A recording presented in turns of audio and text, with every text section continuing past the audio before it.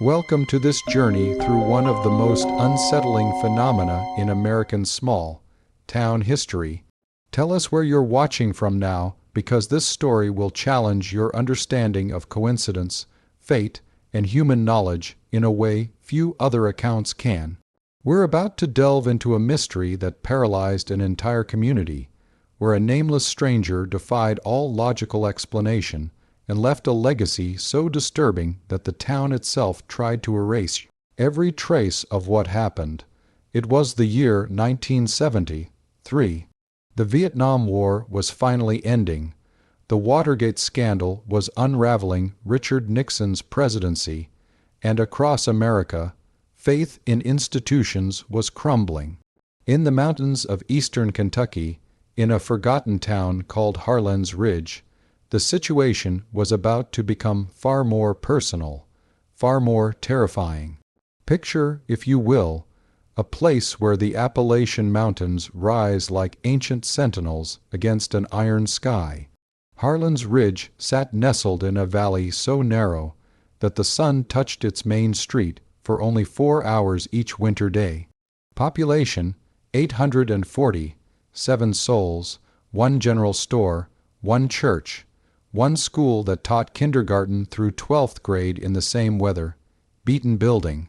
This was a community where everyone knew everyone, where families had lived for 6 generations, where the same names appeared on tombstones dating back to the 1800s.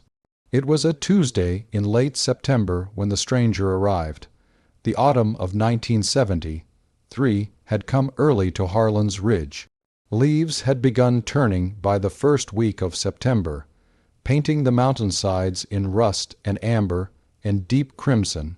Morning fog clung to the valley floor like something alive, reluctant to release its grip even as the sun climbed higher.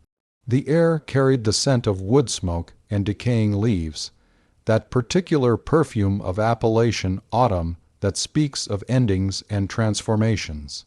In those mountains, isolation was not merely geographic. It was existential. The nearest city of any size lay 43 miles away over roads that twisted like serpents through the hollers, roads that became impassable when winter storms rolled down from the north. Television reception was spotty at best. The outside world arrived through newspapers that were always 2 days old and radio signals that faded in and out between the peaks. But isolation breeds its own kind of knowledge. In Harlan's Ridge, people understood the rhythms of their world with an intimacy that outsiders could never grasp. They knew when the Henderson boy was courting the Pratt girl before either family acknowledged it. They knew when someone was sick before the symptoms showed. They knew the patterns of their lives with the certainty of people who had repeated those patterns for generations. Which is why the stranger stood out so starkly. He appeared on that Tuesday morning at the general store, which also served as the post office and the unofficial gathering place for anyone with time and inclination to talk. The store belonged to Marcus Webb, a broad, shouldered man in his 50s whose family had run the establishment since 1921. Marcus knew every person who walked through his door. He could tell you their family trees going back 4 generations, their habits, their debts, their secrets. But this man, this stranger, Marcus had never seen before in his life. The stranger was tall, perhaps 6 feet and 2 inches, with a lean frame that suggested either athleticism or hunger. His age was difficult to determine. He might have been 30, 5 or 50, with one of those faces that seemed to exist outside of time. Dark hair graying at the temples, eyes that were neither blue nor gray, but some unsettling shade between. He wore clothes that were clean but worn dark trousers, a white shirt, a jacket that had seen better days but wasn't quite shabby. What struck Marcus most forcefully was the man's stillness. He didn't browse the shelves or examine the merchandise. He simply stood just inside the door, perfectly motionless, watching the handful of customers with an expression that Marcus would later describe as sorrowful. Like he was at a funeral that hadn't happened yet. "Help you with something?" Marcus asked, his natural hospitality battling with an instinct he couldn't quite name. The stranger's gaze settled on Marcus, and for a moment the shopkeeper felt as though he were being seen in a way he'd never experienced before. Not merely looked at, but perceived, understood. "Known, I need to speak with people," the stranger said. His voice was quiet, carefully modulated, with no discernible accent. "All of them, as many as will listen, speak about what?" The stranger's expression didn't change.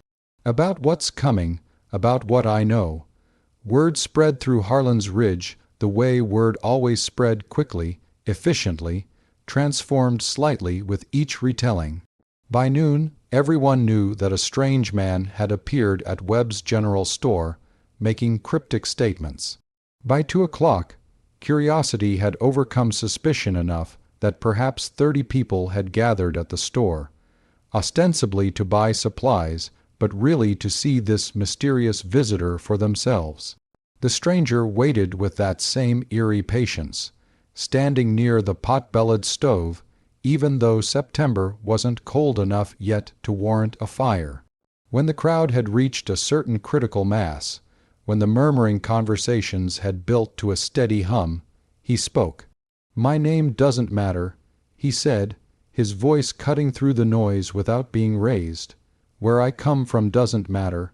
What matters is what I know, what I can see." Sarah Kimball, the schoolteacher and one of the more educated people in town, crossed her arms. "And what exactly is it you think you see?" The stranger's gaze found her in the crowd. "I see endings, Miss Kimball. I see the moments when lives conclude. I see death." A ripple of unease moved through the gathered crowd. In Appalachia, death was not taboo, it was simply another part of life, discussed openly, prepared for practically. But there was something in the stranger's tone, something in his absolute certainty, that felt wrong. That some kind of threat. This from Deputy Roy Fletcher, his hand resting casually on his belt near where his service revolver sat holstered. "Not a threat," the stranger said. "A gift, or perhaps a curse. I've never been certain which, but I've learned that keeping silent serves no purpose. The knowledge comes whether I want it or not, and I've found that sharing it, while rarely welcomed, is at least honest." Marcus Webb cleared his throat. "Son, I don't know what kind of game you're playing, but you'll close this store in 1989. The stranger interrupted, his eyes still on Marcus. "Not because business fails, because your heart will fail. A Thursday afternoon in March. You'll be standing right where you are now, taking inventory. You'll feel a pressure in your chest, a tightness in your left arm. You'll have time to think this is it, and then you'll have time for one more thought, about your daughter Amy, and whether she'll keep the store open, then nothing." The silence that followed was absolute, suffocating, dangerous. Marcus's face had gone pale. "My daughter's name is Amy. I know." Sarah Kimball stepped forward, her skepticism hardening into anger. "This is a small town." He could have asked anyone about Marcus's family. "This is cold reading, parlor tricks. You'll die on May 7th, 2006. The stranger said, turning to her. "In the school, in your classroom, an aneurysm, sudden and painless. You'll be reading aloud to the children where the red fern grows, the chapter where old Dan dies, and you'll simply stop mid-sentence. The children will think you're being dramatic at first. Then they'll realize." Sarah's anger faltered. "Where the Red Fern Grows was published in 1961. How could you? It's your favorite book." The stranger continued. "You read it to every class. You've read it 23 times. You cry every time, even though you know what's coming. The children always notice, and it embarrasses you, but you can't help it. No one knew that. Not even Sarah's colleagues knew that detail about her private moments with her students. The crowd's mood was shifting from curiosity to something darker. Fear, perhaps, or the anger that comes from fear, from having one's mortality suddenly made tangible and specific. The stranger stayed in Harlan's Ridge for 17 days.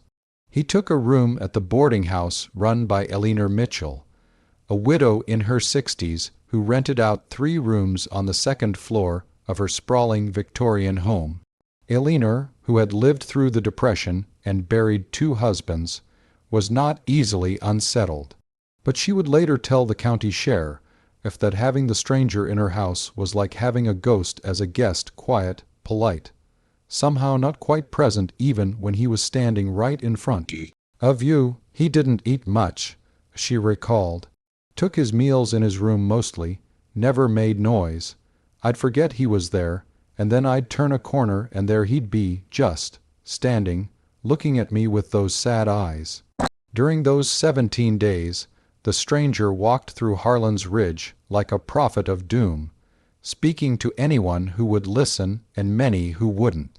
He positioned himself at the general store, at the church steps after Sunday service, at the school entrance during morning drop-off, and to person after person he delivered the same gift, the same curse, the precise circumstances of their death. To James Pritchard, the mechanic, December 9, 2011, your garage. You'll be working under Mrs. Chen's Buick when the jack fails. You won't feel pain. You'll have time to think. It's a stupid way to die after surviving Korea. To Linda Sue Porter, 16 years old and full of dreams, July 22, 1998. A car accident on Route 12. Not your fault. The other driver runs a red light. You'll see it coming for 2 full seconds, long enough to think about the scholarship to Richmond you just accepted. To Reverend William Hayes, April 3, 2021, pneumonia, in the hospital in Lexington. Your last words will be to ask the nurse to open the window because you want to hear birds. The predictions varied wildly in time frame.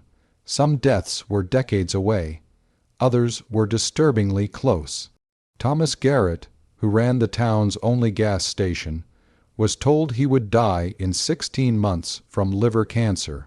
Old man Jacobson, already 83, was told he would live to 97, dying peacefully in his sleep after dreaming of his late wife. What made the predictions particularly disturbing was their specificity. The stranger didn't just provide dates, he provided contexts, details, final thoughts. Things no one could possibly know. Things that felt intimate and violating in their precision. The town's reaction evolved through predictable stages. First came dismissal. This was obviously a con artist, possibly mentally ill, certainly not to be taken seriously. Sarah Kimball wrote an editorial in the county newspaper, which was printed in the nearest town, but circulated through the region, warning people about the dangers of charlatans preying on small communities. Then came investigation. Deputy Fletcher, acting on orders from Sheriff Mitchell, no relation to Eleanor, began asking questions. Who was this man? Where had he come from? Several people reported seeing him arrive on the morning Greyhound bus, but the driver couldn't remember him specifically, and no ticket records existed. Cash purchases weren't tracked in those days. No identification, no fingerprints on file. The stranger seemed to have appeared from nowhere, with no past and no official existence. Then came the first verification. Thomas Garrett, the gas station owner who had been told he had 16 months to live, went to the hospital in Lexington for tests he'd been putting off for years. The diagnosis came back 3 weeks after the stranger's prediction. Hepatocellular carcinoma, advanced stage. The oncologist gave him 12 to 18 months. The news ripped through Harlan's Ridge like a wildfire through dry timber. Could be coincidence, people said, but their voices lacked conviction. Could be Thomas mentioned he'd been feeling poorly, and the stranger just made a guess. But Thomas swore he'd told no one about the pain in his side. The yellowing of his eyes he'd been hiding with excuses about jaundice from bad water. The stranger couldn't have known, couldn't have, unless he did. The town's unraveling accelerated. People began avoiding each other, fearful that casual conversation might somehow confirm the stranger's predictions. Young mothers kept their children home from school, terrified that the stranger had told them something about their child's future that they didn't want to know. The church saw attendance double as people sought comfort, then drop to nearly nothing as Reverend Hayes's predicted death date became a source of morbid fascination rather than spiritual guidance. Arguments erupted between those who believed and those who remained skeptical. Marriages strained under the weight of knowing, or thinking you knew, exactly when your spouse would leave you through death. Several families began keeping journals, documenting every detail of their lives, determined to somehow prevent or alter the predicted outcomes. The stranger watched all of this with that same expression of profound sadness. He made no attempt to defend himself or explain his abilities. When confronted by angry townspeople demanding to know why he was doing this, he simply said, "Because I can see it," and seeing it without speaking felt like a greater sin than speaking. On the morning of the 18th day, Eleanor Mitchell found the stranger's room empty. The bed was neatly made.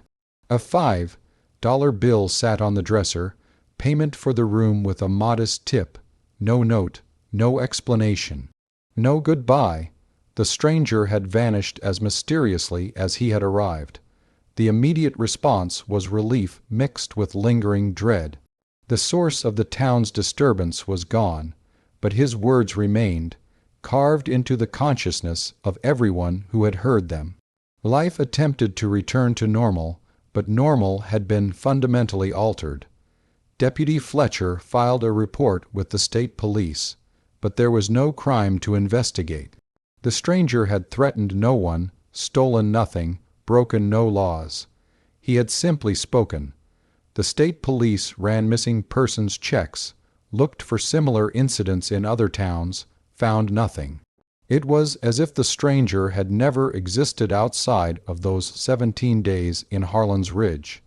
Then the predictions began to come true.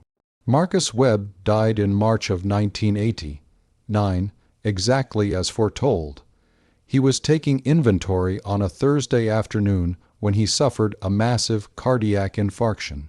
He collapsed near the front counter, in almost the exact spot where the stranger had stood 16 years earlier. His daughter Amy found him. The store closed permanently 6 months later. Linda Sue Porter died in July of 1998. A drunk driver ran a red light on Route 12, striking her vehicle broadside. According to witnesses, her car was visible for nearly 2 seconds before impact, exactly long enough to see it coming, but not long enough to react. She had just graduated from Virginia Commonwealth University on the Richmond Scholarship she'd received. Thomas Garrett died in February of 1975, not quite 16 months after the prediction, but close enough to be terrifying. His liver cancer progressed faster than the doctors anticipated. In his final days, heavily medicated and often delirious, he kept repeating, he knew. The man with the sad eyes knew. One by one, the predictions manifested, not all of them, not yet. Many of the deaths the stranger had foretold were decades away, scheduled for the 2000s, the 2010s, beyond. But enough came true, with enough specificity, that doubt became impossible to maintain. James Pritchard, the mechanic, became obsessed with safety. He reinforced every jack in his garage, implemented redundant systems, worked with a paranoia that his family found heartbreaking. On December 9, 2011, he was working under Mrs. Chen's Buick. She had moved to town in 2008. He didn't even know her when the prediction was made, when a hydraulic line failed in a way that shouldn't have been possible. The official investigation cited catastrophic equipment failure and unforeseeable mechanical defect. Pritchard's widow cited something else, fate. Sarah Kimball died on May 7, 2006. She was reading to her 5th grade class from Where the Red Fern Grows, the chapter about old Dan's death. Mid-sentence, she paused. The children thought she was being dramatic, building suspense. Then her eyes rolled back and she collapsed. The aneurysm was massive and instantaneous. She was dead before the paramedics arrived. The book lay open on her desk, still marked at the passage where she had stopped reading. What do we make of this? The rational mind rejects the premise immediately. Precognition violates our understanding of time, causality, physics itself.